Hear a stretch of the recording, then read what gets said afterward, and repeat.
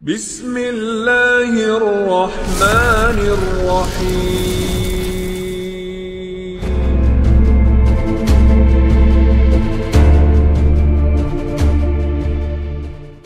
Ma'asyiral muslimat yang dimuliakan Allah Subhanahu wa taala. Surah Al-Ghashiyah ini adalah surat yang menceritakan tentang hari kiamat.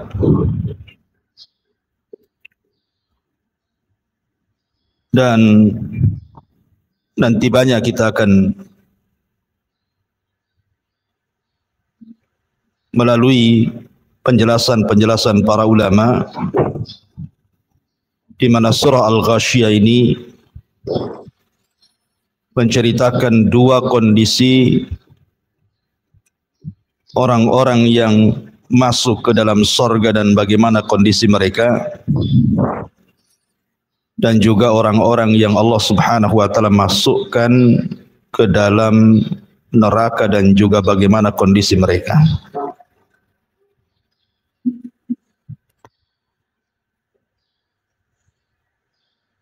Baik, kita langsung saja karena memang banyak penjelasan yang harus kita jelaskan nantinya.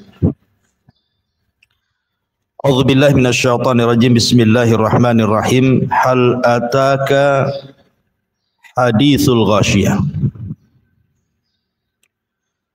Sudahkah sampai kepadamu ya Muhammad berita tentang Al-Ghashiyah? Apa itu Ghashiyah? Ada yang berpendapat bahwa Ghashiyah itu adalah ismun min asma al-qiyamah, satu di antara nama-nama kiamat. Dan nama-nama kiamat itu di dalam Al-Quran sampai mencapai 82 nama tentang kiamat itu. Ada Al-Qari'ah, kemudian juga Al-Qiyamah, dan begitu seterusnya. Lah salah satunya dari 82 nama kiamat itu adalah Al-Ghashiyah. Dan dalam kaidah Al-Quran, sebuah peristiwa yang banyak namanya menunjukkan itu bukan peristiwa biasa, tapi peristiwa yang luar biasa. Ya, karena kiamat itu peristiwa yang luar biasa. Tapi juga ada yang mengatakan bahwa Al-Ghashiyah itu ismun min asma'in nar, nama dari nama-nama neraka. Jadi nama neraka itu salah satunya adalah Al-Ghashiyah. Makanya Allah Subhanahu wa taala menyebutkan dalam surah Ibrahim ayat 50, syarabiluhum min qatiran wa taghsha wujuhahumun nar. Pakaian mereka terbuat dari cairan aspal dan wajah-wajah mereka taghsyah. Taghsyah itu artinya tertutupi oleh apa? Oleh api neraka. Taghsyah itu sama dengan kalimat ghashiyah. Ya, di sini ada dua penafsiran. Bisa dimaknai Al-Ghashiyah itu satu di antara nama-nama kiamat, dan penafsiran yang kedua, Ghashiyah itu satu di antara nama-nama neraka jahanam. Di sini Allah Subhanahu wa taala mengatakan hal ataka haditsul Ghashiyah. Apakah khitab dalam ayat ini diberikan kepada Nabi SAW, maknanya sudahkah sampai kepada Wahai Muhammad berita tentang kiamat, ataukah khitab ini kepada setiap orang yang membaca Al-Quran? Maknanya, sudahkah sampai kepada anda yang membaca Al-Quran berita tentang kiamat? Dan dua-duanya bisa dijama, digabungkan. Karena setiap khitab orang yang diajak bicara itu disebut khitab. Setiap khitab yang dikhitabkan kepada Rasul juga berlaku kepada umat Rasul. Hal ataka hadithul ghashiyah. Wujuhu yawma idzin khashi'ah, amilatun nasibah, tasla naran hamiyah. Kemudian Allah Subhanahu wa taala mengatakan, pada hari kiamat banyak wajah-wajah yang tertunduk lagi terhina. Kenapa? Karena mereka bekerja sangat keras, lagi kepayahan, tetapi ujungnya mereka memasuki api neraka yang sangat-sangat panas. Di sini para ulama memberikan catatan kepada kalimat wujuhu yawma idin khashi'ah amilatun nasibah tasla naran hamiyah. Ada yang mengatakan bahwa ayat ini bercerita tentang hari kiamat. Apabila manusia dibangkitkan di padang mahsyar setelah tiupan sangkakala kedua Israfil, maka ada orang-orang yang mereka betul-betul khusyuk, betul-betul khusyuk di hadapan Allah Subhanahu wa taala dan ingin bekerja keras supaya mendapatkan keridhaan Allah Subhanahu wa taala. Pertanyaannya, apakah bermanfaat? Tentu tidak akan bermanfaat. Karena khusyuk yang bermanfaat, bekerja keras lagi kepayahan dalam beribadah kepada Allah itu hanya bermanfaat kalau dilakukan di dunia. Di akhirat itu tidak akan berlaku lagi. Karena di akhirat itu yaumul hisab, hari di mana kita dituntut pertanggungjawaban. Kalau mau khusyuk ya di dunia. Kalau mau bekerja keras untuk beribadah dan kepayahan dalam ibadah di dunia, baru manfaat untuk akhirat. Makanya Ali radhiyallahu anhu mengatakan, al-yaum yaumul amal wa ghadan yaumul hisab. Sekarang di dunia inilah tempat kita beramal, dan besok di akhirat itu tempat kita dihisab. Jadi kalau ingin khusyuk ya di dunia. Dan ibadah itu memang ada kepenatan, ada kelelahan. Ibu sholat, lelah sholat itu. Kalau mau mengikuti betul-betul sunnah Nabi SAW. Karena ibadah itu kan tingkatan-tingkatan, Bu. Ada ibadah itu jelek sekali, ada ibadah itu pertengahan, ada ibadah itu baik sekali. Dan itu yang bisa melakukannya kita sendiri. Ada yang ibadah asal-asalan kan, Bu. Orang beribadah itu asal-asalan saja. Yang penting kewajibannya menurut dia sudah selesai.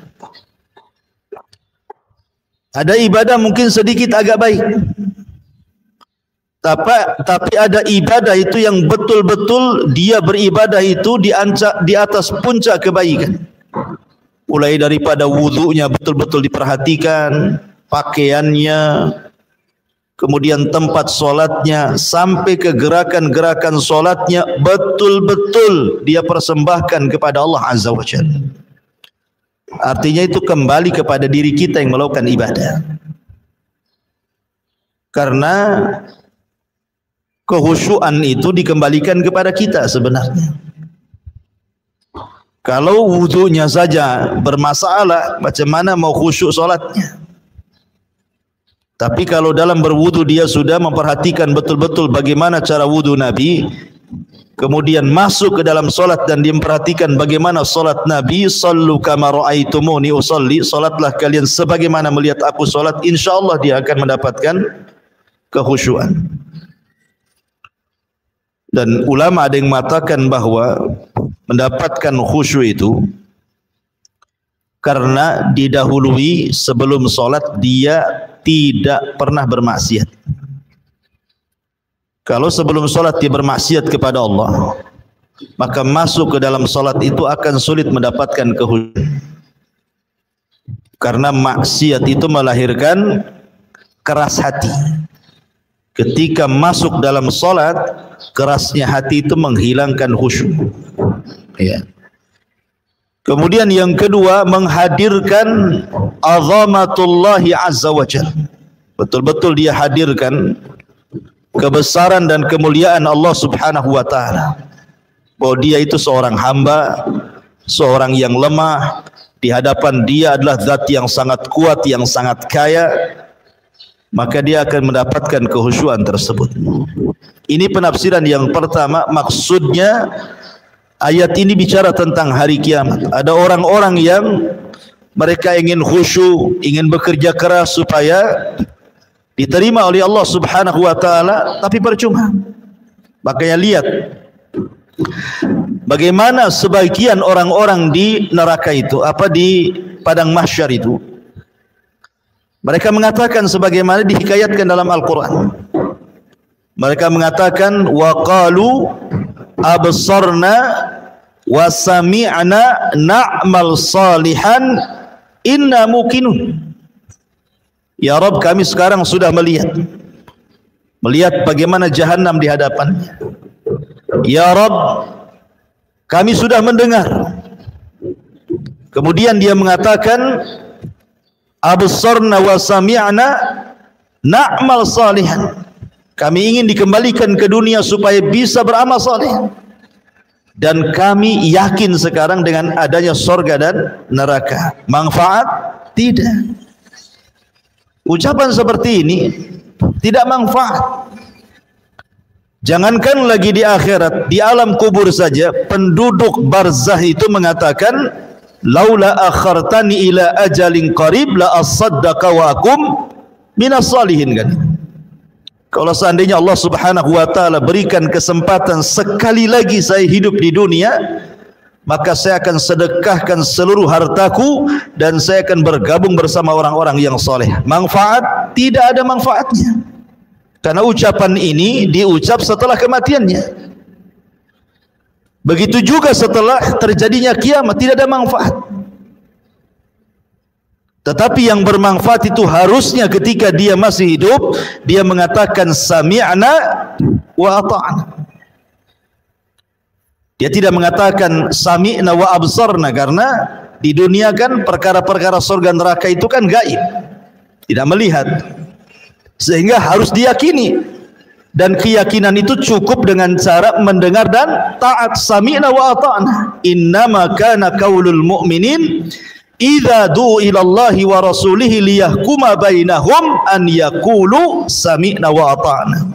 Kata kunci seorang mukmin apabila dipanggil Allah dan Rasulnya untuk berhukum dengan sesuatu, maka mereka mengatakan kami dengar dan kami taat.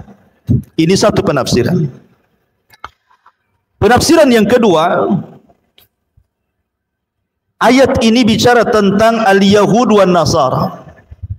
Ayat ini bicara tentang kaum Yahudi dan kaum Nasrani. Jadi orang-orang Yahudi, orang-orang Nasrani digambarkan oleh Allah Subhanahu wa taala wujuhu yawma idzin khasyiyah. pada hari kiamat wajah-wajah mereka tertunduk hina karena di dunia bekerja keras dan kepayahan, tapi di akhirat tasla naran hamiyah. Percuma kerja kerasnya, ujung-ujungnya masuk neraka.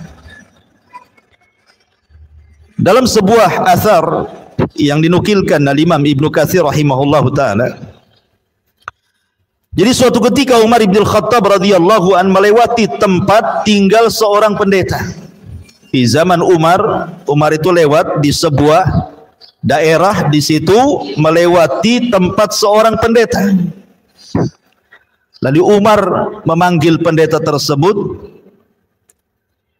Kemudian tiba-tiba ketika muncul pendeta tersebut di hadapan Umar bin Khattab radhiyallahu an, tiba-tiba kemudian Umar memandang pendeta itu, wayabki, kemudian menangis. Sang pendeta heran, kok gara-gara memandang dia kok bisa nangis gitu ya. Akhirnya pendeta mengatakan, ya Amiral Mukminin, ma yubkik. Wahai Amiral Mukminin, apa yang membuat anda menangis ketika melihat diriku? Maka Umar radhiyallahu anhu mengatakan, Zakartu qaulallahi azza wa jalla, aku teringat dengan firman Allah kepadamu, amilatun nasibatun tasla naran hamiyah. Kata Umar bin Khattab radhiyallahu an, ada orang-orang yang bekerja keras dan juga keletihan dalam beramal saleh di dunia, tapi ujung-ujungnya Allah masukkan ia ke dalam neraka. Fadzakal ladzi abkani, itulah yang menjadikan aku menangis, kata Umar, sambil mengisyaratkan kepada pendeta itu maksudnya. Ya. Kenapa demikian? Karena setelah diutusnya Nabi sallallahu alaihi wasallam, seluruh agama tidak berlaku. Inna dina indallahil Islam. Agama yang paling diridhai Allah itu hanyalah agama Islam. Wa man yabtaghi ghairal islami dinan falan yuqbala minhu. Barang siapa yang mencari selain Islam itu sebagai agamanya, falan yuqbala minhu, dia tidak akan diterima. Cukup sampai di sini tidak? Wa huwa fil akhirati minal khasirin, dan dia di akhirat termasuk orang-orang yang rugi. Kenapa bahasa Quran mengatakan di akhirat termasuk orang rugi? Kenapa tidak Allah katakan di akhirat masuk neraka umpamanya? Di akhirat masuk jahanam, di akhirat akan diadab. Tetapi Allah bahasakan wa huwa fil akhirati minal khasirin, dan dia di akhirat termasuk orang rugi, ya karena di dunia lelah letih ibadah, tapi di akhirat masuk neraka kan rugi. Dia sudah habiskan waktunya, tenaganya, biayanya untuk konon dia menyembah Allah, tapi seluruh daya upayanya ditolak Allah. Qul hal nunabbiukum bil akhsarina a'mala alladzina dhalla sa'yuhum fil hayatid dunya wa hum yahsabuna annahum yuhsinuna sun'a. Maukah kuhabarkan kepada kalian, kata Allah, orang yang paling rugi amalannya, mereka lah orang-orang yang sudah berupaya keras di dunia, wahum yahsabuna annahum yuhsinuna sun'ah, sementara mereka mengira bahwa usahanya itu sebuah kebaikan, padahal bukan kebaikan. Itulah orang-orang yang merugi. Jadi ada juga yang mengatakan bahwa ayat ini turun kepada Yahudi dan Nasrani. Ada juga yang mentafsirkan bahwa ayat ini turun kepada Khawarij, kelompok Khawarij. Karena kelompok Khawarij itu amilatun nasibah tasla naran hamiyah. Orang-orang Khawarij itu luar biasa bu solatnya. Solat mereka jauh lebih hebat dibandingkan solat kita. Baca Quran mereka jauh lebih hebat dibandingkan baca Quran kita. Puasa mereka jauh lebih mulia, lebih hebat dibandingkan puasa kita. Tapi kenapa kemudian akhirnya mereka masuk neraka? Dan Rasul katakan yamruquna minad din kama yamruqus sahmu minar ramiyah. Mereka melesat dari Islam seperti anak panah keluar dari busurnya. Karena amalan mereka tidak mencontoh Nabi. Amalan mereka tidak mencontoh Nabi. Makanya kemudian percuma amalannya, karena amalan yang tidak mencontoh Rasul, kata Nabi SAW, man amila amalan laisa alaihi amruna fahuwa raddun. Barang siapa yang beramal yang tidak ada perintahnya dalam urusan kami, kata Rasulullah, maka amalan itu tertolak. Mardud, rad itu artinya ditolak, percuma. Jadi orang-orang Khawarij itu, makanya suatu ketika ada seseorang yang datang kepada Imam Al-Hasan Al-Basri rahimahullahu ta'ala. Hasan Al-Basri mengatakan, sesungguhnya orang-orang Khawarij itu sebenarnya bukan beramal karena Allah. Mereka sedang beramal karena dunia. Kemudian orang ini membantah perkataan Imam Hasan Al-Basri dan mengatakan, ya Imam, aku melihat dengan mataku. Mereka, maksudnya orang-orang Khawarij itu, mereka rela keluar dari rumah-rumah mereka, meninggalkan anak istri mereka, mengorbankan dunia mereka, bahkan mereka rela berperang sampai kemudian gugur di pertempuran. Apakah itu dikatakan mereka beramal karena dunia, ya Imam? Bukankah zahirnya mereka beramal karena akhirat? Kemudian Imam Hasan Al-Basri membantah orang ini dan mengatakan, karena kan orang-orang Khawarij itu kebiasaan mereka memberontak kepada pemerintah yang sah. Ya, dan itu kita bisa lihat sejarah-sejarah bagaimana orang-orang Khawarij berperang melawan Ali bin Abi Thalib selaku khalifah kaum muslimin sampai mereka bertempur habis-habisan. Mereka rela mati gitu ya dalam peperangan itu. Jadi Hasan Al-Basri mengatakan, saya tanya kepada kamu, apakah pemerintah melarang salat sehingga harus diperangi? Tidak. Apakah pemerintah melarang kalian berpuasa sehingga harus diperangi? Maka orang ini mengatakan tidak. Apakah pemerintah melarang haji sehingga harus diperangi? Orang ini mengatakan tidak. Apakah pemerintah melarang engkau berpakaian muslim seperti ini? Dia mengatakan tidak. Apakah pemerintah melarang ibadah-ibadah? Tidak. Kenapa harus diperangi? Kalau memang pemerintah membiarkan kita solat, membiarkan kita puasa, membiarkan kita haji, membiarkan kita berpakaian muslim, membiarkan kita beribadah, lalu apa gunanya Anda menyerang pemerintah itu apa? Kan tujuan kita untuk ibadah. Lah kita sudah bisa ibadah, kenapa kemudian diserang? Tujuan kita ini wa ma khalaqtul jinna wal insa illa liya'budun, dan kita sudah bisa beribadah dengan tenang. Apalagi yang Anda cari? Kenapa Anda membuat kerusuhan untuk supaya ibadah kita tidak tenang jadinya? Ya. Ma'asyiral muslimat yang dimuliakan Allah Azza wa Jalla, dari sinilah maka ayat ini ada yang mengatakan turun kepada Khawarij, karena Rasul mengatakan yahkiru ahadukum salatahu ma'a salatihim wa siyamahu ma'a siyamihim yaqra'una al-Qur'an la yujawizu tarakiyahum yamruquna minad din kama yamruqus sahmu minar ramiyah. Salah seorang di antara kalian meremehkan salatnya di hadapan salat mereka, puasanya di hadapan puasa mereka, bacaan Qur'annya di hadapan bacaan Qur'an mereka, akan tetapi mereka keluar dari Islam sebagaimana anak panah melesat dari busurnya. Mereka lelah bekerja tetapi mereka tidak berpahala, seperti anak panah keluar dari busurnya. Percuma. Jadi ayat ini juga ada yang mengatakan turun kepada siapa? Orang Khawarij. Ya. Tasla naran hamiyah. Maka ada orang-orang yang lelah letih bekerja di dunia tapi ujung-ujungnya masuk ke dalam neraka. Ada yang dibaca tusalla naran hamiyah, ada yang dibaca tasla naran hamiyah. Kemudian Allah mengatakan tusqa min ainin aniyah. Tusqa min ainin aniyah. Orang-orang yang masuk ke dalam neraka itu diberi minum dari sumber air yang sangat panas.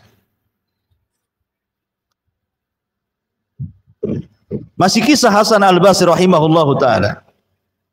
Hasan Al-Basri suatu ketika membuat kajian seperti ini. Tiba-tiba muridnya ini memberikan air mineral, air putih, ya, untuk minum sang imam. Kayak ibu ya, kalau saya kisi kajian kan kasih minuman gini. Jadi Hasan Al-Basri ini memandang minuman itu, tiba-tiba dia menangis. Hanya gara-gara memandang air mineral ini, tiba-tiba menangis. Sang murid nih yang menghidangkan air tersebut merasa bingung. Salah apa? Saya hanya menghidangkan minuman saja. Kenapa sang imam tiba-tiba menangis ketika memandang minuman itu? Kemudian ditanya, wa mayubkika ya imam? Kenapa anda menangis wahai imam? Maka Hasan Al-Basri mengatakan, tadzakkartu umniyata ahlin nar. Aku teringat dengan angan-angannya penduduk neraka. Kemudian ditanya, wa ma umniyatu ahlin nar ya imam? Lalu apa angan-angan penduduk neraka itu wahai imam? Maka Imam Hasan Al-Basri membacakan satu ayat. Wa nada ashabun nar ashabal jannah an afidhu alaina minal ma' au mimma razaqakumullah. Kita tahu bahwa neraka dan sorga itu masing-masing ada jendela. Penduduk sorga bisa melihat penduduk neraka juga bisa menyaksikan penduduk sorga. Jadi penduduk neraka ini berteriak-teriak, wa nada ashabun nar ashabal jannah. Berteriaklah penduduk neraka kepada penduduk sorga. Apa teriakannya? An afidhu alaina minal ma. Bisa enggak kalian hantarkan air yang Allah anugerahkan kepada kalian di sorga, hantarkan ke neraka? Atau dari apa saja yang Allah rizkikan kepada kalian di sorga? Maka Allah subhanahu wa ta'ala jawab, innallaha harramahuma alal kafirin. Enggak bisa, karena Allah sudah haramkan keduanya, baik minuman ataupun makanan, kepada orang-orang kafir yang ada di neraka. Jadi di neraka itu tidak ada air. Maksudnya tidak ada air yang Allah anugerahkan seperti air-air yang Allah anugerahkan di sorga. Sungai madu, sungai susu, sungai bersih gitu alirannya, sungai khamar, tidak ada di neraka itu. Yang ada air yang sangat mendidih, kalau seandainya diminum maka hancur semua perutnya. Itulah tusqa min ainin aniyah, diberi minum dari sumber air yang panas. Jadi ketika penduduk neraka itu kehausan, mereka memanggil-manggil Allah dan mengatakan, ya Rabb, berikanlah minum untuk kami kehausan. Maka mereka akan disuguhkan air minum yang sangat panas sekali, yang menghancurkan seluruh badannya. Kemudian Allah mengatakan, laisa lahum ta'amun illa min dharih. Laisa lahum ta'amun illa min dharih. Tidak ada makanan bagi mereka penduduk neraka selain daripada pohon dhari'. Apa pohon dhari'? Ada yang mengatakan bahwa pohon dhari ini sejenis tumbuhan yang banyak durinya. Tumbuhan yang banyak durinya. Dan tumbuhan itu buahnya disebut dhari karena ada racun. Ya. Ada racun yang kalau seandainya tumbuh di bumi, binatang pun tidak mau dekat karena beracun. Jadi buahnya banyak durinya dan beracun. Ya. Ini dhari yang ada di bumi. Bagaimana dhari yang ada di neraka? Tentu makanan ini sangat-sangat luar biasa, tidak bisa dimakan dan bisa menghancurkan tenggorokan. Belum lagi sampai ke perut, tenggorokan sudah hancur karena banyak durinya. Ketika dia hendak memasukkan air untuk mendorongnya, malah hancur semuanya. Kenapa kemudian disebut dhari'? Dhari' ini artinya tadarru'. Tadarru' itu memelas bahasa kitanya. Ya. Karena ketika makanan ini dimakan, dia memelas kepada Allah supaya dikeluarkan. Ya Allah, sampai tersiksa dia, sehingga memelas gitu ya, supaya dikeluarkan lagi, karena sudah tidak bisa dikeluarkan, sudah nyarang di tenggorokan dia dan menghancurkannya. Makanya kemudian disebut dori, karena dia tadarru, memelas kepada Allah untuk dikeluarkan, tapi tidak bisa karena sudah masuk ke dalam rahang dia dan menghancurkan rahangnya. Sebelum ke perutnya, rahangnya sudah hancur duluan. Ma'asyiral muslimat yang dimuliakan Allah Azza wa Jalla, ada juga yang mengatakan bahwa makanan penduduk neraka itu adalah makanan dari darah dan nanah penduduk neraka itu sendiri. Jadi kalau penduduk neraka itu kelaparan, maka akan disuapi nanah dan darah dari penduduk neraka itu sendiri. Sebagaimana Allah menyebutkan dalam surah Haqqah 36, wala ta'amun illa min ghislin, dan tidak ada makanan bagi penduduk neraka kecuali ghislin. Ghislin itu artinya perpaduan nanah dan darah, itulah makanan. Ada juga yang mengatakan bahwa makanan penduduk neraka itu disebut zakum, pohon zakum, yang Allah katakan inna syajarata zakum ta'amul athim kal muhli yagli fil butun kaghalil hamim. Sesungguhnya pohon zakum adalah makanan bagi orang-orang yang berdosa, sebagaimana minyak yang panas yang mendidih dalam tubuh, sebagaimana mendidihnya air yang sangat panas sekali. Jadi bukannya mengenyangkan, malah kemudian menghancurkan. Makanya dalam sebuah penafsiran, datang Abu Jahal hendak mengejek tentang pohon zakum. Jadi kata Abu Jahal ini, dia mengatakan kepada orang-orang jahiliyah, ya ma'syara Quraisy, hal tadruna ma syajaratuz zakum allati yukhawifukum biha Muhammadun. Wahai orang-orang Quraisy, tahukah kamu apa itu pohon zakum? Pohon zakum ini tumbuh di neraka, akarnya sampai ke dasar jahanam.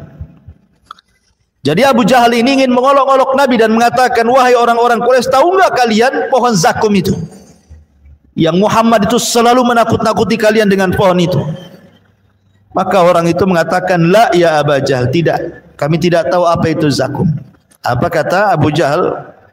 Zakum itu adalah ajwatu yathriba bizubad atau bizubdi, wallahi la in istamkanna minha lanazkumannahan tazakkuman. Kata dia, zakum itu kurma Madinah. Kata Abu Jahal itu kurma Madinah loh, katanya.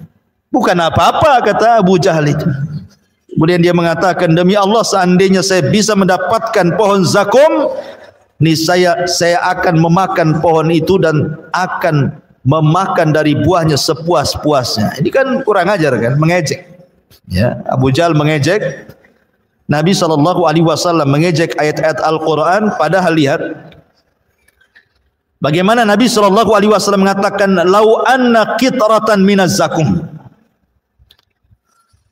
Kalau seandainya ada satu getah, ya, getah dari pohon zakum itu, qutirat, menetes di bumi, la amarrat ala ahlil ardi aisyahum fa kaifa man laisa lahum ta'amun illa zakum. Maka niscaya akan merusak kehidupan seluruh penghuni bumi. Bagaimana lagi dengan mereka yang tidak ada makanan kecuali pohon zakum itu. Jadi kalau seandainya getahnya saja, satu tetes saja, itu getah zakum neraka itu diteteskan di bumi, satu dunia makanan akan rusak, satu dunia minuman akan rusak, tidak bisa dimakan dan minum. Itu baru getahnya tuh, kata Rasul. Gimana kalau makan? Maka di sini apa yang dikatakan Abu Jahal itu hanya hendak memperolok-olok Al-Quran dan Nabi SAW. Dan semua makanan dan minuman di sorga itu, kata Allah, la yusminu wa la yugni minju, tidak menggemukkan dan tidak menghilangkan lapar. Ibu kalau lapar kemudian makan pasti kenyang. Apalagi kalau biasanya makan 1 piring, ibu makan 3 piring, pasti kenyang. Coba saja, ya. Kalau ibu haus nih, ibu minum 1 gelas, apalagi 1 jerigen, hilang tuh hausnya, yang ada kembung perut kan itu. Tapi ini makanan ini, ketika lapar dimakan, bukan makin kenyang, makin lapar. Dan ketika minuman itu diminum, bukan hilang hausnya, makin kehausan. Makanya Allah mengatakan la yusmin wa la yughni min ju', tidak menggemukkan dan tidak pula menghilangkan lapar. Orang kalau banyak makan kan lama-lama gemuk kan, ya. Apalagi kalau sudah makan malam pasti gemuk. Tetapi makanan di neraka itu sama sekali tidak menggemukkan dan juga tidak mengenyangkan. Ini disebut kondisi halu ahli nar. Kemudian Allah Subhanahu wa taala mulai menjelaskan bagaimana kondisi penduduk surga. Ya.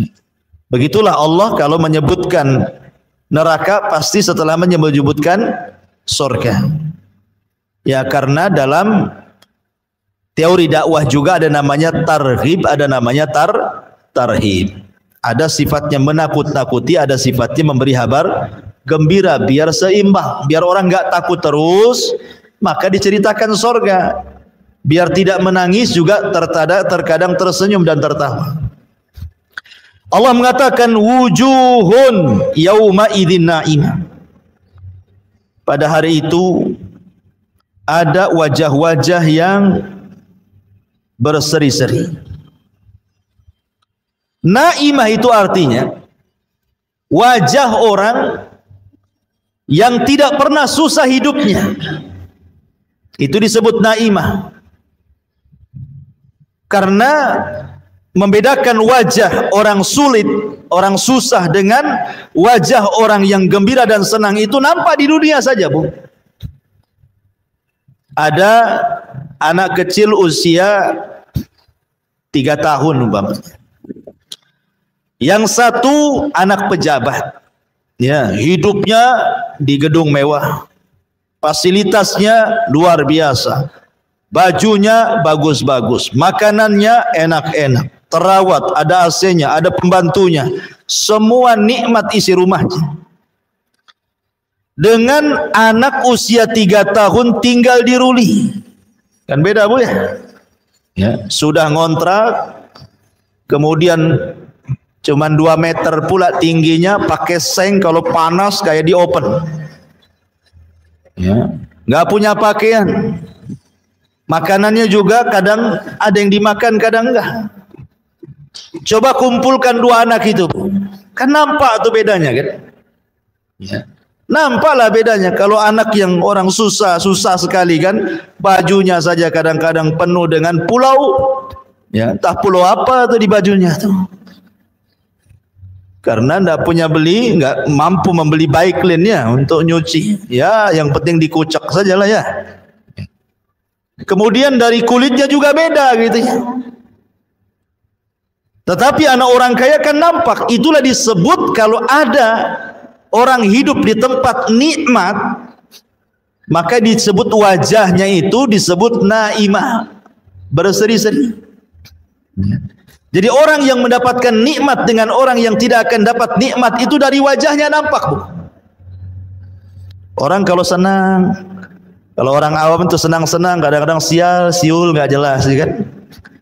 Senyum, senyum, siul gitu ya. Tapi kalau lagi sulit tuh diem, kemudian mukanya masem, maunya emosi gitu ya. Kan nampak tuh. Di dunia saja nampak tuh naimah dengan tidak naimah tuh. Apalagi di sorga. Saya contohkan sebuah hadis. Didatangkan nanti di hadapan Allah pada hari kiamat min an'ami ahli dunia. Orang ini ketika di dunia termasuk orang yang paling diberikan nikmat. Bayangkan bahasa hadis menggunakan isim tafdil, an'am ahli dunia. An'am itu artinya tidak ada kenikmatan kecuali Allah berikan kepada dia. Rumahnya megah gitu ya, uangnya banyak, fasilitas nikmatnya, pokoknya hidupnya sejak lahir sampai mati senang saja, tidak pernah susah. Tetapi Allah takdirkan dia termasuk penduduk neraka, didatangkan di hadapan Allah. Kemudian oleh Allah dicelupkan sekali celupan ke neraka, diangkat lagi. Kemudian Allah tanya kepada dia, hal marra bika min ni'amin qat. Kamu selama di dunia, dari mulai lahir sampai usia kamu anggaplah 100 tahun, kau tidak pernah sulit. Setelah aku celupkan kau ke neraka, masih terbayang enggak kenikmatan itu? Dia mengatakan, wallahi ma marra bi min ni'amin qattun. Demi Allah, tidak ada kenikmatan yang sudah pernah saya alami di dunia terlintas sedikit pun tidak. Padahal sejak bayi sampai mati dia senang saja. Tapi sekali dicelupkan di neraka, hilang tuh semua memorinya tuh. Nggak terbayang lagi dia dulu punya mobil, dia dulu punya rumah, dia dulu punya kebun, dia dulu punya uang, dia dulu makan enak, istrinya cantik, dan nggak lagi, hilang udah. Nggak terbayang sedikit pun tuh, bayangkan. Begitu ngerinya neraka, baru dicelupkan saja tuh. Tetapi kata Nabi SAW, ada orang yang dihadapkan kepada Allah min akhbathi ahlil ardi, termasuk orang yang paling susah sejak lahir sampai mati, tidak pernah senang hidupnya, susah, tidak punya rumah, hidup di bawah jembatan, cari rizki pun susah, kadang harus minta-minta menahan malu, pokoknya susah lah. Semua kesusahan ada pada dia sejak lahir sampai mati. Tetapi dia termasuk ahlil jannah, penduduk surga. Kemudian Allah panggil, Allah celupkan di sorga. Kemudian habis dicelupkan, diangkat lagi dari sorga. Kata Allah, hal marra bika min bukhsin qat. Apakah masih ingat keperitan hidup dulu kau di dunia, ya, kau diusir sana sini, dihina sana sini gitu ya, masih teringat enggak? Dia mengatakan, demi Allah tidak teringat sedikit pun. Hanya gara dicelupkan di sorga, semua memori susah di dunia itu hilang semuanya. Seperti itu loh gambaran neraka dan sorga. Lah di akhirat itu orang-orang yang beriman memiliki 4 wajah. Di akhirat itu orang-orang yang beriman memiliki 4 wajah. Wajah yang pertama yang Allah firmankan, yauma tabyaddu wujuh. Pada hari itu di akhirat ada wajah-wajah yang sangat putih bersih. Kapan itu? Di permulaan hisab. Ketika dia membaca catatan kebaikannya, maka wajahnya menjadi putih bersih. Ini yang pertama. Kemudian yang kedua, wajahnya musfir. Musfir itu artinya dari wajah yang sudah putih bersih terpantul cahaya. Wajahnya penuh dengan cahaya. Ya, bahasa ibu-ibu apa? Glowing itu apa namanya? Yang sudah putih glowing lagi kan itu. Jadi timbul tuh cahaya tuh. Kapan itu? Saat selesai membaca catatan. Dari wajahnya yang sangat putih bersih terpancar sinar. Sudah putih bersinar lagi. Musfir. Wujuhu yawma idin musfirah. Dhahikatu mustabsirah. Dan dia pun tertawa karena senang. Ini 2 wajah sebelum masuk surga. Ya, 2 wajah ini sebelum masuk ke dalam surga. Awal hisab dan akhir hisab. Ketika masuk ke dalam surga, inilah wajah yang disebutkan dalam surah Al-Ghasyiyah ini. Wujuhu yawma idzin na'imah. Ketika dia melihat surga dengan istana-istananya, dengan sungai-sungainya, dengan taman-tamannya, dengan para pembantunya dan begitu seterusnya, mulai dia berseri-seri, senyum kan begitu Bu. Kalau lihat nikmat tuh kan di dunia saja senyum Bu ya. Ibu kemudian ketiban duren. Bukan asli ya, kalau asli habislah kepala. Maksudnya ketiban duren, tahu-tahu dapat uang banyak miliaran. Kan senyum-senyum saja, Bu. Kenapa? Tenang, hutang rumah selesai, hutang kulkas selesai, hutang ini selesai, semua selesai. Senyum aja dia kan. Itu kalau dapat nikmat. Tapi kalau datang tagihan listrik, Bu, itu kan lain tuh. Udah stres nih, listrik mau naik nih. Jadi di dunia saja nampak gitu kalau melihat sebuah nikmat itu, apalagi di sorga yang kenikmatannya tidak bisa dilihat, baru mereka lihat, kenikmatannya tidak bisa didengar dan tidak pernah mendengar. Di dunia tiba-tiba betul-betul dia mendengar, di akhirat seperti apa? Melihat, mendengar, dan sudah tidak dibayangkan karena sudah di dalam sorga. Ya tentu wajahnya naimah berseri-seri. Kemudian yang terakhir adalah wajah-wajah yang radhiyah. Yang radhiyah itu senang, redha gitu ya. Orang redha kan senang, Bu. Di dunia saja orang redha itu senang. Walaupun susah, yang penting kan redha gitu ya. Ini 4 wajah bagi ahlul imani wal Islam. Bagi orang yang beriman dan orang Islam. Wujuhun yauma idzin naimah li sa'yiha radiyah. Mereka redha, mereka senang karena usahanya sendiri. Ibu kalau sholat kemudian habis sholat senang. Senang karena ibu sudah melaksanakan perintah. Ya. Kemudian ibu puasa, senanglah kalau sudah berpuasa itu kayak senang, plong gitu ya. Ikhlas. Kapan lagi puasa Ramadan, ditunggunya sama dia. Ya, asih nengok almanak gitu ya. Kemudian ibu sedekah kayaknya puas kalau ngasih uang sama orang miskin itu kayak puas. Kapan lagi kalau saya punya rezeki saya kasih lagi gitu. Itu namanya radhiyah. Kalau orang beribadah seperti itu saja, Bu, radhiyah, itu di dunia itu senang sekali rasanya. Kayaknya plong gitu ya. Tapi kalau ibadah itu tidak redha, terpaksa, Bu, maka kesannya malas-malas. Nggak senang melakukan ibadah itu. Kalau sudah datang waktu sholat gitu kan, aduh sholat lagi nih, belum tidur dah azan. Dari mulai itu kan gelisah dia. Ya. Jadi akhirnya kemudian ibadah itu jadi beban bagi dia. Kayak ibu punya utang sama orang, kalau sudah dibayar tuh plong gitu.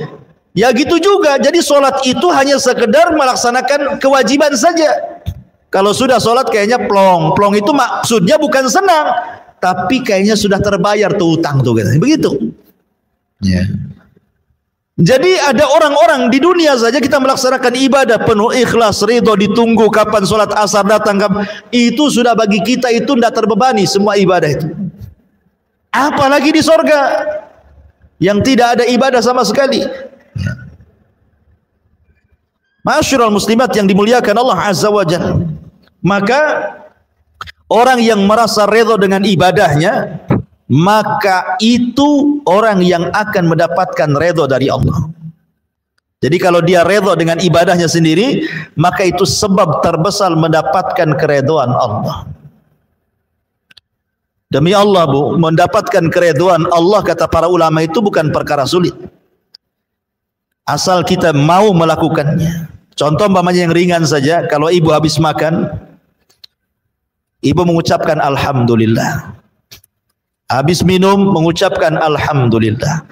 Dalam setiap hal ibu katakan alhamdulillah. Katakan alhamdulillah ala kulli hal, pada setiap kondisi. Mau susah, alhamdulillah. Ya, sesusah-susahnya saya masih bisa makan. Terus sebelah itu sesusah-susahnya dia susah sampai kurus. Nah, itu ya. Dia masih bersyukur gitu maksudnya ya. Dengan yang ada itu masih disyukuri.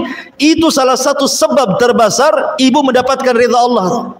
Karena memang orang yang seperti ini menerima apapun yang diberikan oleh Allah Azza wa Jalla, itu syarat terbesar untuk dapat ridha. Ketika dia ridha dengan apa yang diberikan oleh Allah, maka Allah pun ridha kepada dia. Ketika dia tidak redha akan apa yang diberikan Allah, maka Allah pun tidak akan redha kepada dia. Karena orang yang tidak ridho dengan pemberian Allah, biasanya dia menjadikan Allah itu objek celaan. Biasanya seperti itu. Orang yang tidak ridho nih pemberian Allah, Allah jadi objek celaan kita tuh. Ya. Ya Allah, kenapa aku saja yang susah? Kenapa enggak sebelah saja disusahkan tuh? Nah, itu ya. Kasih aku aja yang sakit bertahun-tahun. Kenapa orang itu sehat-sehat saja? Kasih aku aja anaknya nakal. Kenapa orang anak-anak baik, anak-anak orang itu baik ya? Karena engkau tidak mendidiknya kan gitu. Jadi malah Allah yang disalahkan tuh. Ya, jangan seperti itu. Ya, lisa'yiha radiyah.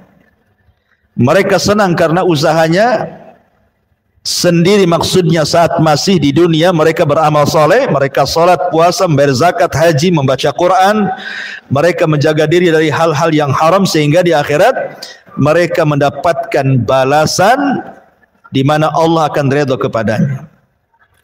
Kemudian Allah mengatakan fi jannatin 'aliyah. Mereka akan masuk ke dalam sorga yang tinggi. Sorga itu bertingkat-tingkat. Makanya sering saya katakan Syekhul Islam Ibn Taimiyah sampai ketika memberikan sarahan hadis, Allah memanggil penduduk sorga dan mengatakan iqra wartaq warattil kama kunta turattil fid dunya fa inna manzilataka inda akhiri ayatin taqrauha. Bacalah Quran wahai fulan sambil kau naik. Maksudnya terbang. Ya, di sorga itu semua manusia akan terbang karena tidak ada gravitasi. Kalau di bumi itu kan ada gravitasi.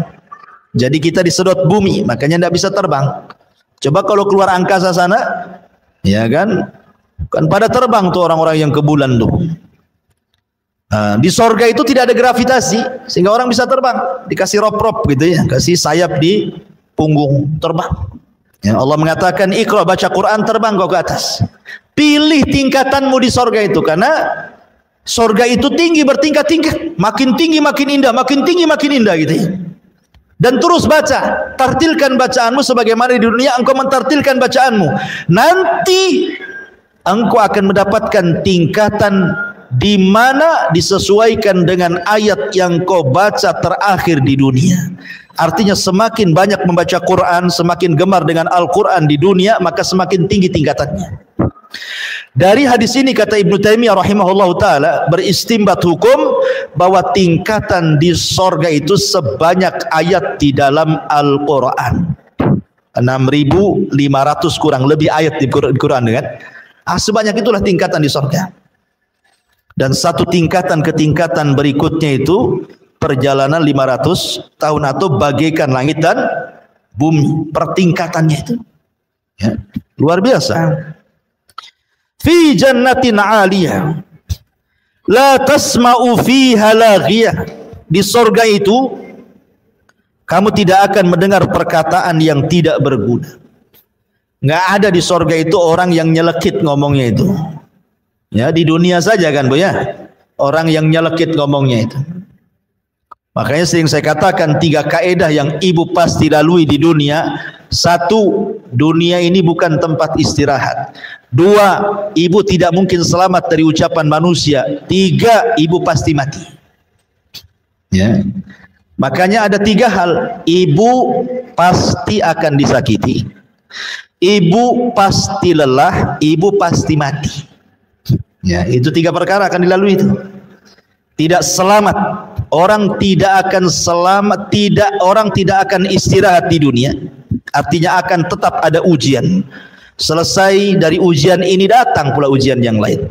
Selesai ujian yang lain, datang pula ujian yang lainnya. Begitulah dunia, darul bala, tempat ujian.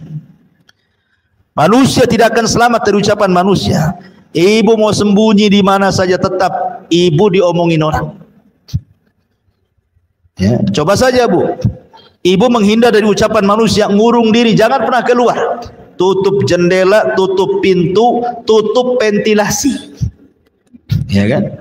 Tetap saja orang mengatakan, jangan-jangan itu sakit jiwa orang itu tidak pernah keluar gitu ya kan. Ya, padahal niat dia supaya jangan salah ngomong, salah bergaul sehingga dia ngurung diri, itu saja dibilang gila. Dibilang sakit jiwa kan. Artinya orang nggak mungkin lepas, makanya biarkan orang bicara, Bu. Biarkan, capek sendiri dia. Ya.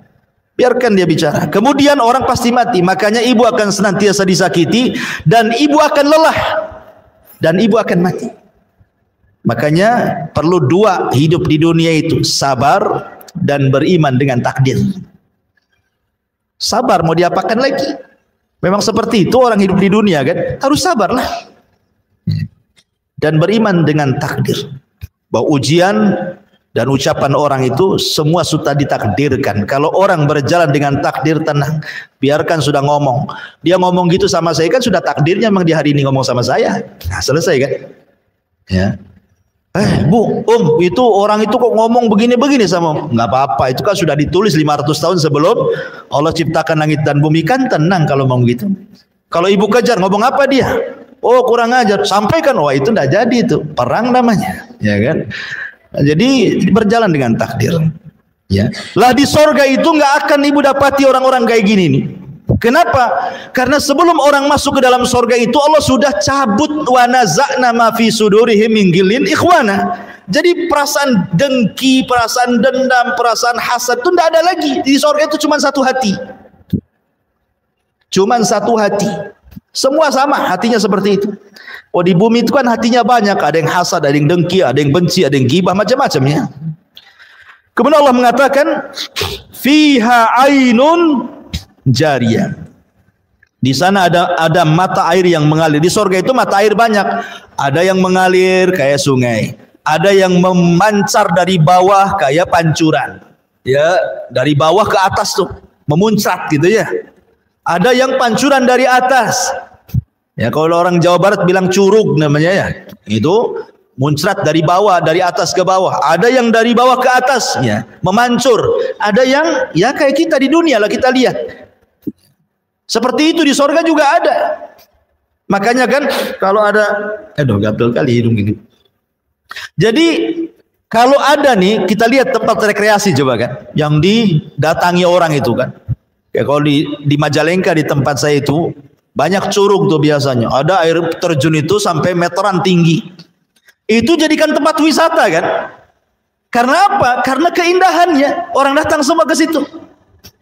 Sampai dari mana-mana daerah tuh ingin datang ke curug itu coba. Hanya pengen melihat air tumpah dari atas saja, itu saja. Coba ingat ya. Lah di sorga lengkap, ada yang tumpah dari atas, ada yang muncrat dari dalam bumi ke atas gitu ya, dari dalam sorga ke atas, ada yang mengalir, lengkap di sorga itu. Kelas salah satunya adalah fiha ainun jariyah. Ada mata air yang mengalir. Kalau mengatakan fiha sururun marfu'ah, di sana ada dipan-dipan yang ditinggikan. Dipan-dipan yang ditinggikan. Ada yang mengatakan, sebagian penafsiran, surur di sini artinya bidadari. Ya, bidadari. Termasuk kalau ibu-ibu Allah takdirkan masuk ke dalam sorga, maka ibu bagian daripada sururun. Ya. Karena ibu lebih hebat, lebih indah, lebih cantik dibandingkan bidadari. Sebagaimana perkataan Ummu Salamah. Ummu Salamah ngomong sama Nabi, ya Rasulullah, kenapa Al-Quran masih cerita bidadari saja dan tidak cerita orang wanita dunia yang masuk surga? Jadi Ummu Salamah ini ngomong begitu ya. Kok di Quran kan semua kalau mensifati wanita-wanita itu, maksudnya wanita surga, yang disifati bidadari semua. Lah kami nih kalau masuk surga ya Rasulullah, bagaimana kondisi kami? Maka Rasul mengatakan, engkau wahai Ummu Salamah dan semua wanita dunia yang masuk surga jauh lebih indah dibandingkan bidadari. Kenapa? Karena Anda masuk surga dengan kepayahan. Dengan sholat, puasa, zakat, haji, macam-macam ya kan? Baru masuk surga. Sementara bidadari sudah ada di surga tanpa ada kepayahan. Ya. Dan marfu'ah di sini maksudnya marfu'ah itu dihilangkan. Marfu itu artinya dihilangkan, diangkat. Itu artinya marfu ya. Maksudnya diangkat, baik tempatnya diangkat oleh Allah, baik kemudian pakaiannya juga betul-betul terangkat. Allah berikan sutra yang bermacam-macam lapisnya, termasuk juga diangkat dari semua aib dan cacat yang ada di dunia. Di sorga tidak ada. Ya, ibu tidak berak, ibu tidak kencing, ibu tidak mengeluarkan dahak, ibu tidak meludah, ibu tidak ada haid, ibu tidak nifas gitu ya. Ya, badannya pun tidak bau, keringatnya juga minyak misik yang keluar gitu. Kalau di bumi kan sesuai yang ibu makan kan keringat itu. Makan jengkol bau jengkol keringat. Makan pete bau pete kan itu. Jadi di sorga itu yang keluar ya keringat, karena beraknya penduduk sorga itu ya keringat. Kalau kita kan betul-betul kotoran yang keluar kan. Kalau di sorga itu makan gak ada berhenti, tapi tidak buang hajat. Cara membuangnya dengan keringat itu, dan keringatnya wangi. Jadi di sorga itu semua terangkat. Yang kurang-kurang cantik di bumi semua cantik di sorga itu. Nggak perlu ke salon, nggak perlu tusuk sana tusuk sini, benang sana benang sini, silikon sana silikon sini, nggak perlu. Ya, di sorga itu sudah indah dengan sendirinya. Itu maksudnya marfu. Ada juga mentafsirkan seperti itu. Ya, ini cerita soal kenikmatan bidadari dan wanita-wanita yang masuk sorga, ke dalam sorga di atasnya bidadari. Ya, dan sekarang lagi viral ya, gara-gara seorang ustazah cerita bidadari jadi viral, jadi di medsos itu. Ketika ada penggiat sosial justru meledek soal bidadari, naudzubillah. Ustazah ini bagus-bagus saja menceritakan tentang kenikmatan seorang laki-laki di sorga itu. Ya memang bidadari, karena Allah yang mengatakan dalam Al-Quran, zuyyina linnasi hubbus syahwat minan nisa, kan itu. Laki-laki itu dicintakan syahwatnya yang pertama kali kepada wanita, kan itu. Baru kemudian kepada yang lain. Ya, tapi perempuan kan tidak. Kemudian komen juga, kalau laki-laki dapat bidadari, perempuan dapat apa? Dapat Tupperware katanya. Astagfirullah. Ini kan kurang ajar Bu ya. Ya. Perempuan itu kenikmatannya jelas banyak. Apa yang disukai di dunia Allah berikan di akhirat semuanya. Sesuai dengan fitrahnya kan gitu. Jadi ini masalah-masalah ilmiah. Jangan kemudian dibantah dengan lelucon. Bantah secara ilmiah kalau tidak suka. Ya namanya khilaf itu ya biasa dalam Islam. Tapi bantah secara ilmiah. Apalagi sampai kemudian mengucapkan kalimat jorok, naudzubillah. Tidak perlu saya ceritakan. Ya, ibu tonton di YouTube saja. Dan jangan lupa juga YouTube Humairah Channel. Kemudian wa aqwabun maudhu'ah, dan gelas-gelas yang tersedia. Maudhu'ah itu maksudnya, jadi gelas yang diminum itu, pamannya datang nih, ibu mau minum apa? Madu ke, susu ke, asir ke, terserahlah. Air sorga itu semua enak. Ya. Jadi kalau kita di dunia ini, contoh nih mau minum es durian, ya. Sekarang lagi musim durian nih. Jadi ibu kan harus datang dulu mana orang jual jus durian. Cari dulu, baru dapat. Ya. Baru pulang. Sampai rumah rupa gula ditaruh. Udah 2 hari nggak bisa diminum. Ya kan? Jadi kalau kita mau minum itu sulit sekali. Di sorga itu sudah disediakan tuh. Apa yang terbayang pengen minum apa itu sudah ada. Dan setelah diminum gelasnya bersih sendiri. Kemudian terletak di tempatnya masing-masing. Ibu ini kalau mau makan, coba habis makan nyuci piringnya, ya kan? Habis cuci piring dikeringkan piringnya, habis kering baru letakkan di tempat piringnya. Susah kali mau kerja di dunia ini. Mau makan saja susah gitu ya. Mau makan aja sulit, harus dibersihkan pancinya, ininya, itu macam-macam. Di surga nggak ada. Itu maksudnya wa aqwabu maudhu'ah. Jadi tidak perlu nyuci piring, nggak perlu nyuci gelas, tidak perlu naruh di tempatnya, tertaruh sendiri gitu ya. Siapa yang mengantar? Yang mengantar itu anak-anak kecil, wildanun mukhalladun. Jadi ada anak-anak kecil yang lucu-lucu di sorga itu. Dia tidak pernah besar, segitu saja umurnya. Umur lucu-lucu. Kalau ibu punya anak kan, bayi, enak ya nampaknya. Apalagi kalau sudah mulai bicara ngomong tuh ya. Nah, sudah mulai manggil umi, abi, mungkin 3 tahun, 4 tahun sudah enak. Tapi coba kalau sudah besar sedikit, 10 tahun mulai jengkel tuh. Ya, 15 tahun langsung megap-megap ibu kan, makin dia nakal. Ya, sudah tua anaknya mau nyekik saja, katanya durhaka sama orang tuanya. Jadi di sorga itu anak-anak itu tidak pernah dewasa, ya umuran lucu-lucunya mereka lah yang bawa gelas, yang ngasih minuman, kan enak tuh. Ya, kenikmatan yang luar biasa. Yatufuna alaihim wildanun mukhalladun. Kemudian wanamariku masfufah. Dan namarik, bantal-bantal sandaran yang tersusun. Ya, kita kan di rumah kalau kenapa orang beli kursi bagus-bagus ya, supaya enak kan duduknya ya. Daripada ruangan yang ada kursinya nyandar di tembok. Ya. Sakitlah punggung ini ya, tiap harinya dari tembok ya kan. Kan kalau bisa beli kursi yang bagus sampai mahal jutaan, ratusan juta pun ada gitu. Surga nggak usah beli ya. Sudah ada bantal-bantal sandarannya. Wazarabiyu mabthusah. Kemudian permadani-permadani yang terhampar, sajadah gitu ya. Dan namarik itu biasanya sajadah-sajadah yang digunakan para pejabat, orang-orang kaya, para penguasa. Orang-orang miskin tidak punya, paling tikar kalau kita ini ya. Jadi itu diberikan kepada penduduk surga. Kemudian setelah itu Allah mengatakan afala yang duruna ilal ibili kaifa khuliqat. Sampai di sini Allah ceritakan penduduk surga, kemudian beralih ke tema yang lain. Afala yang duruna ilal ibili kaifa khuliqat. Maka tidakkah mereka memperhatikan bagaimana unta diciptakan? Kenapa, apa hubungan cerita surga dengan diciptakan unta? Allah itu maha mampu menciptakan apapun di bumi. Unta pun bisa Allah ciptakan, makhluk yang aneh. Apalagi Allah ciptakan di sorga lebih mampu lagi, gitu maksudnya. Apa yang dihajatkan manusia di sorga, Allah mudah menciptakannya. Jadi ketika Allah katakan, tidakkah kau lihat unta diciptakan, supaya kita berpikir tidak ada yang mustahil di sorga, itu semua tersedia. Di bumi saja ditampakkan bagaimana Allah ciptakan unta dengan mudah. Karena unta ini binatang yang aneh, aneh sendiri. Satu-satunya binatang yang bisa hidup di padang pasir cuman unta. Kuda tidak bisa, mati kuda.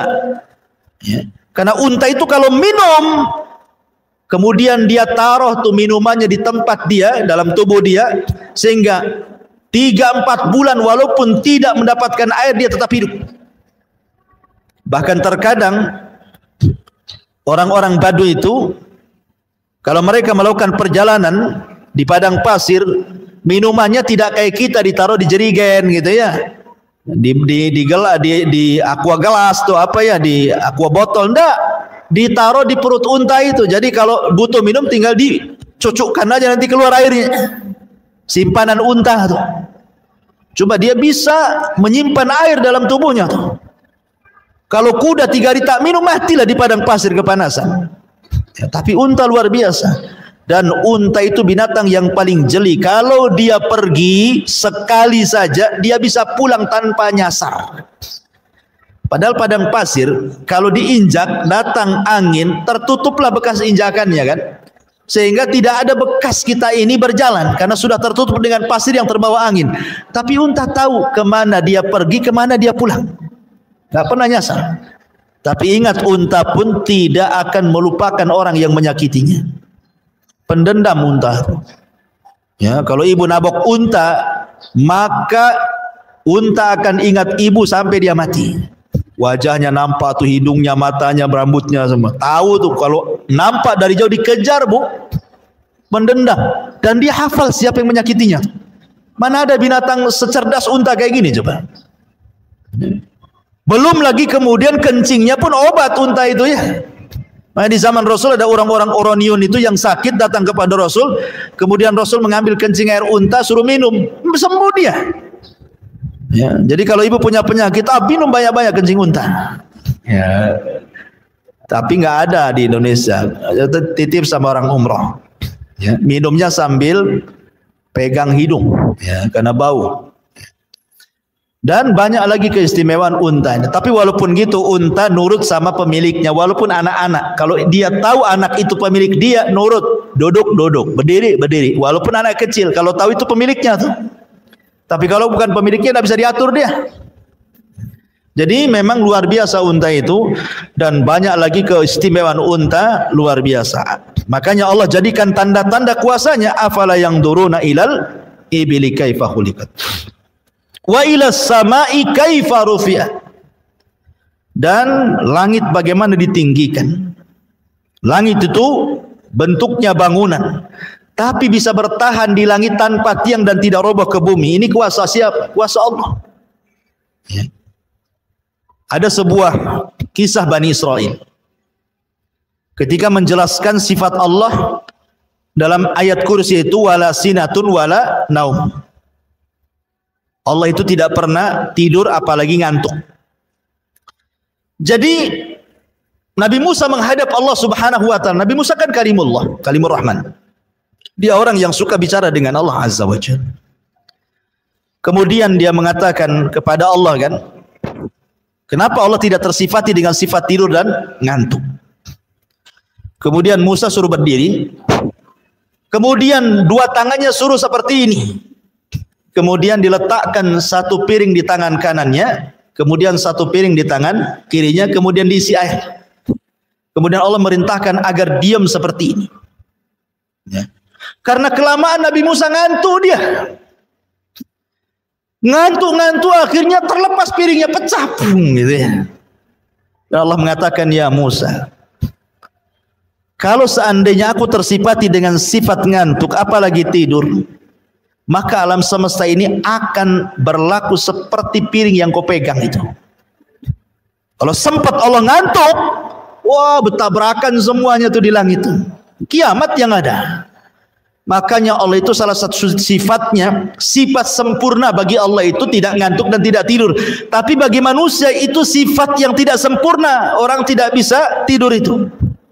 Kalau ada orang tidak bisa tidur, itu sifat kurang bagi dia. Karena manusia itu sempurna kalau dia tidur. Kalau 2 hari bu tidak tidur, teng kepala itu pusing bu ya. Karena bukan sifat kita. Sifat kita itu ngantuk tidur. Makanya kalau sholat ngantuk kata Rasulullah, tidur dulu sesaat baru bangun supaya nggak ngoceh ketika sholatnya, supaya dia tahu apa yang dibaca gitu. Kalau orang ngantuk kan nggak tahu yang dibaca tuh. Ya, akhirnya baca salah dia. Ada orang yang baca salah itu ya, baca surat Qul ya ayyuhal kafirun la a'budu ma la apa la a'budu ma ta'budun wala antum abiduna ma a'bud lakum dinukum waladhdallin katanya. Lakum dinukum waladhdallin. Amin lagi lah kan jadinya. Kapan selesainya salatnya si ke Fatihah terus kan? Harusnya lakum dinukum waliyadin, lakum dinukum waladhdallin coba. Ya karena ngantuk kan itu ya. Jadi bahaya orang ngantuk itu. Salah-salah jadinya baca Quran. Jadi langit itu kuasa Allah, bangunan tapi tidak jatuh pada tidak ada tiangnya. Wa ilal jibali kaifa nusibat, dan gunung-gunung bagaimana ditegakkan. Maksudnya gunung-gunung bagaimana nusibat itu ditancapkan sebagai fasak. Sebab kalau tidak ada gunung lini ini kita jalan nggak bisa. Kenapa bumi itu istiqrar gitu ya? Kita bisa jalan pakai kaki bisa, pakai sepeda bisa, motor bisa, mobil, karena buminya diam. Coba kalau buminya gempa sedikit, oyong kita mau jalan. Siapa yang menjadikan bumi diam? Allah. Pakai apa? Pakai gunung ditancap-tancapkan jadi pasak. Makanya buminya diam. Nah, itulah kuasa Allah ya. Makanya pada hari kiamat, caranya Allah membuat bumi ini hancur dengan cara apa? Dicabut dulu gunungnya. Dicabut dulu gunungnya, kemudian diterbangkan ke langit, ditubruk-tubrukan gunung satu dengan sehingga tinggal debunya. Makanya Allah mengatakan seperti kapas yang berterbangan, berhamburan. Nah, ketika sudah tidak ada gunung, terjadi gempa, hancur bumi, ya kan? Kemudian wa ilal ardi kaifa sutihat, dan bumi bagaimana dihamparkan. Ya, bagaimana dihamparkan sehingga kita bisa hidup, bisa bangun rumah gitu ya, karena Allah sudah fungsikan di beberapa tempat di bumi itu ada khusus perumahan, ada gunungnya, ada lautnya, ada sungainya, dan seimbang. Tidak ada air laut tumpah ke bumi, padahal secara teori lautan lebih tinggi dibandingkan daratan, tapi kenapa tidak tumpah coba? Ya itu kuasa Allah lah kan gitu. Ya. Itu kuasa Allah Subhanahu wa taala. Kemudian Allah Subhanahu wa taala berfirman, "Fadzakir innama anta mudzakir. Lasta 'alaihim bimusaitir illa man tawalla wa kafar fayu'dzibuhullahul adzabal akbar inna ilaina iyabahum summa inna alaina hisabahum." Maka berilah peringatan wahai Muhammad, sesungguhnya engkau wahai Muhammad hanyalah tugasnya memberi peringatan. Engkau bukan orang yang berkuasa atas mereka, kecuali jika ada orang yang berpaling lagi kafir, maka Allah akan mengazabnya dengan azab yang besar. Sesungguhnya kepada kamilah mereka akan kembali. Kemudian sesungguhnya kewajiban kamilah membuat hisab perhitungan atas mereka. Taib, ini ayat yang terakhir. Jadi Allah Subhanahu wa taala memerintahkan Rasul untuk memperingatkan manusia. Subhanallah. Kalau ibu sedikit saja memandang sejarah Nabi, bagaimana Nabi SAW berdakwah mengingatkan manusia itu luar biasa. Rasul itu berdakwah siangnya, malamnya, sembunyi-sembunyinya, terang-terangannya, menghabiskan waktunya, tenaganya, biayanya, hartanya, bahkan harta istrinya ludes untuk berdakwah. Walaupun demikian, tetap balasan orang-orang Quraisy itu ada yang mencaci, memaki, menghina, mengatakan Rasul gila, mengatakan Rasul tukang sihir, mengatakan Rasul pemecah belah. Akhirnya Rasul diintimidasi, akhirnya Rasul diusir. Terkadang ada rencana pembunuhan sampai hijrah dari Mekah ke Madinah. Bayangkan. Ini penderitaan Nabi luar biasa. Untuk siapa aja kalau bukan untuk kita? Tetapi Nabi SAW mengajarkan kepada kita agar jangan pernah lelah. Jangan pernah bosan. Fadzakir, terus berikan peringatan, terutama kepada keluarga, kepada tetangga, kepada orang-orang. Innama anta mudzakir, karena tugas kita hanya memberikan peringatan. Apalagi tugas kita ini menyampaikan hidayah Allah kepada manusia. Soal hidayah itu diterima atau tidak, lasta alaihim bimusaitir, itu bukan urusan kita, bukan urusan Nabi. Ya, engkau bukanlah orang yang berkuasa atas mereka memaksa hidayah. Tidak. Tugas kita menyampaikan kebenaran. Kalau di antara keluarga kita ada yang masih syirik, suka ke dukun, sampaikan ini tidak boleh, ini syirik. Soal terima atau tidak urusan dia. Yang penting saya sudah menyampaikan yang benar. Ya. Kalau ada keluarga kita masih menyelisih sunnah Rasul, kita arahkan ini enggak boleh loh, enggak ada contohnya. Enggak terima, ya terserah dia. Terima, alhamdulillah. Tapi kita tidak boleh memaksa. Tugas kita hanya menyampaikan saja ya. Ya. Menyampaikan hidayah Allah kepada mereka, karena taufik itu milik Allah. Sekelas Nabi saja Abu Lahab, pamannya justru jadi musuh. Sekelas Nabi saja Abu Thalib yang orang baik saja, tetap saja tidak masuk Islam, padahal sudah mengakui agama Nabi, mati kafir gitu ya. Karena hidayah itu milik Allah, dan para Nabi diuji seperti itu. Istrinya Nuh kufur, istrinya Lut kufur, ayahnya Ibrahim kufur, dan begitu seterusnya. Karena apa? Lasta alaihim bimusaitir illa man tawalla wa kafar. Ini balasannya. Kalau ibu sudah menyampaikan hidayah kepada manusia, tapi manusia menolaknya, malah berpaling kafir, itu bukan urusan ibu lagi, itu urusan Allah. Fayu'adzibuhullahul adzabal akbar, itu urusannya dengan Allah. Ada keluarga kita yang masih berbuat dosa maksiat, syirik dan bid'ah dan begitu seterusnya. Ibu peringatkan mereka. Kau tidak mau, sudah, kewajiban ibu sudah selesai. Menyampaikan kebenaran, tinggal dia dengan Allah urusannya. Itu maksudnya ya. Nanti itu ada urusan sendiri, perhitungan dia dengan Allah tuh. Fa yu'adzibuhullahul adzabal akbar, maka Allah akan mengazab dengan azab yang besar. Kemudian Allah ingatkan dua perkara, inna ilaina iyabahum summa inna alaina hisabahum. Sungguh kepada kamilah semua manusia kembali, dan kewajiban kami menghisab mereka. Inna lillahi wa inna ilaihi rajiun. Kita semua datang dari Allah dan akan kembali kepada Allah.